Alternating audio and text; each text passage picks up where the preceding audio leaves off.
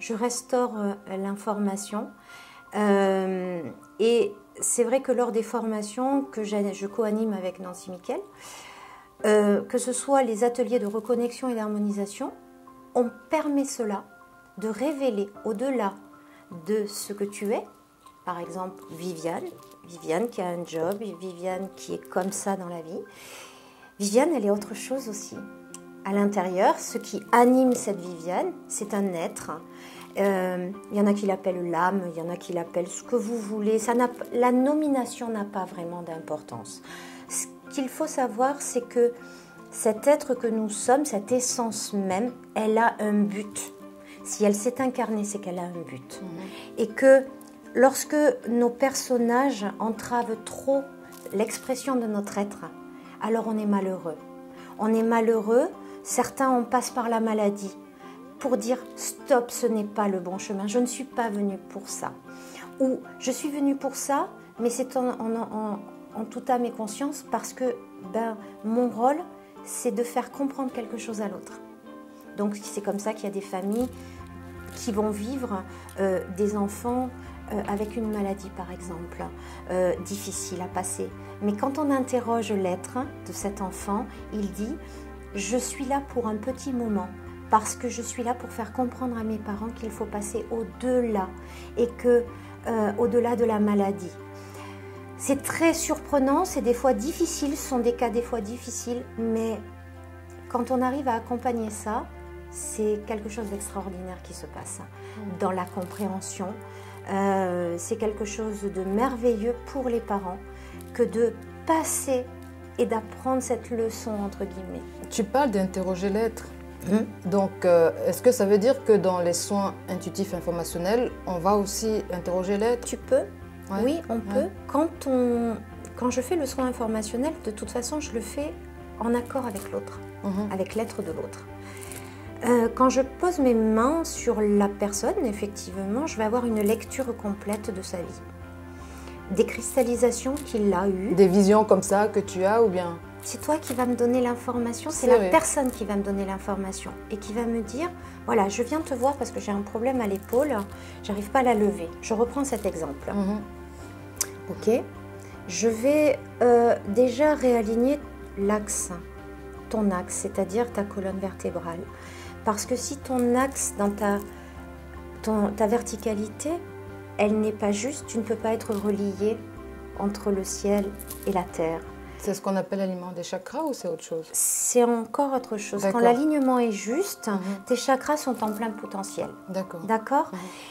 Si tu n'es pas dans ton axe, tu es dévié. Et si tu es dévié, effectivement, il va y avoir une fragilité qui va se manifester. Donc l'important, c'est d'être dans la verticalité. L'homme a besoin d'être dans sa verticalité et dans son horizontalité pour être... Ce que je perçois, c'est dans son point zéro. Et dans son point zéro, il y a le tout et il n'y a rien à la fois. C'est-à-dire que tout peut se manifester. Ce point zéro, c'est un peu comme l'œil d'un cyclone. L'œil d'un cyclone, c'est le calme absolu. Tout peut brasser autour à des kilomètres fous, mais dans l'axe, c'est calme. Et dans le calme, tu peux faire tout ce que tu as besoin de faire. C'est pour ça que je réaligne toujours au départ l'axe de la personne. L'être de la personne va me donner tous les points référents qui sont un blocage. Alors, c'est pas forcément douloureux, mais c'est des blocages émotionnels qui ont pu se produire dans ta vie. Ça peut être une information in utero, ça peut être une information de la petite enfance, et je vais parcourir comme ça des points. Et en donnant l'information que tu as besoin d'entendre, tu vas pouvoir faire cette décharge émotionnelle. Et du coup, tu vas sentir dans ton corps une libération. Mais c'est dans le corps. Parce que le corps étant le récepteur de toutes les informations qui te sont impactées, bah, tu vas pouvoir vider. Et on va réactualiser l'information. C'est comme si on mettait un nouveau logiciel. Un nouveau logiciel qui te permet d'être ici, maintenant, là, dans la pièce, avec moi, dans la salle. Et une fois que les poubelles sont vidées, donc il y a des points clés, je peux te dire qu'est-ce qui s'est passé à 3 ans, qu'est-ce qui s'est passé à 7 ans, qu'est-ce qui s'est passé à 11 ans, qu'est-ce qui s'est passé à... Même si la personne ne s'en souvient plus. C'est pas grave, Ouais. mais c'est nommé. Ouais. C'est nommé, donc ça sort. Et le fait d'être nommé, effectivement, on se rend compte que même si les gens disent « j'ai pas de souvenir, je n'ai pas de souvenir, je ne sais pas », c'est pas grave, je claque, ça déverrouille. Et là, il y a quelque chose qui peut enfin se libérer. Ensuite, je vais regarder au niveau de tout ce qui est les chakras. Je vais regarder s'il y a effectivement un impact qui a bloqué. Alors que ce soit d'ordre conscient, inconscient, visible, invisible, ça n'a pas d'importance. Mais en tout cas, je vais voir s'il y a quelque chose qui peut bloquer cette information. S'il y a une information qui s'est chargée émotionnellement et qui est autour de tes corps ou dans ton corps physique ou tes corps subtils. À partir de là, ben effectivement, je vais faire ce que ton être me dit de faire. Et il va me donner certaines informations. Et je vais juste les nommer pour que tu puisses faire cette décharge émotionnelle. Et une fois que ça c'est fait, là je passe vraiment sur le plan physique. Je vais vraiment m'occuper à ce moment-là de ce problème de bras qui est déjà résolu. En réalité, ouais. En réalité. Mais je vais quand même aller voir si ça circule bien. Et je vais remettre en circulation l'ensemble du corps pour que tu puisses reprendre possession de la totalité de ce corps que ton être habite. Voilà. Et donc, je vais parcourir l'ensemble, je vais voir si tout est bien en ordre. Et une fois que tout est bien en ordre, la séance est finie, tu te lèves, tu constates si c'est OK, je te fais constater si c'est bon pour ton bras. Et puis, oui, effectivement, souvent les gens me disent « Ah, mais j'ai plus de problème. Ah, mais ça y est, ça va mieux. » C'est OK. Mais est-ce qu'avec des soins pareils, on a encore besoin d'aller voir un médecin?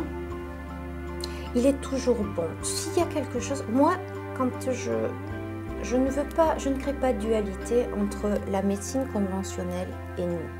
C'est-à-dire qu'ils ont leur utilité. Et qu'il est des fois bon... Sur certaines personnes, je leur dis, est-ce que vous avez été faire un diagnostic? Est-ce que vous avez été voir un médecin? Est-ce que vous avez des analyses, des résultats? Est-ce que vous savez? Parce que je pense que notre plus grand tort, c'est de vouloir absolument nous mettre les uns contre les autres. Or, si on reprend la médecine à son origine, même dans les grands philosophes, que ce soit Socrate ou Platon, disait, on ne guérit le corps que si on prend compte de l'âme. Et c'est très important parce que nous sommes une globalité. Les médecins sont de très bons mécaniciens. Ce sont des mécaniciens. Mais il faut prendre, quand on prend la totalité de l'être qui nous compose, effectivement, nous sommes nous-mêmes capables de faire nos propres réparations. Et qui mieux que vous-même êtes en mesure de savoir ce dont vous avez besoin, quand vous en avez besoin, de quelle quantité vous avez besoin. Et dans les soins, quand des gens viennent et ne prennent que 30%, c'est OK. Si eux, aujourd'hui, pour eux, la guérison doit se passer qu'à 30%, c'est parfait. Si ça doit se passer à 100%, c'est parfait. Ils prennent ce qu'il leur faut à ce moment-là. À ce moment-là. Il y a des gens qui ont peur de lâcher l'ensemble, pas de problème. Ils ne vont prendre que la mobilité et ils ne vont pas prendre le reste. Tout est juste, tout est parfait, puisque moi, je ne suis que le facilitant. Et je n'attends pas de cette reconnaissance dont certains vont peut-être courir en disant « mais c'est grâce à moi si ça va mieux ». Non, ça n'a pas d'importance. C'est l'ego, ça. Oui, mais ça, ce n'est pas important. Ce qui est important, c'est que la personne qui vient vous voir, elle trouve cet espace dont elle a besoin pour faire sa propre réparation, comme c'est juste pour elle. Ça, c'est l'amour.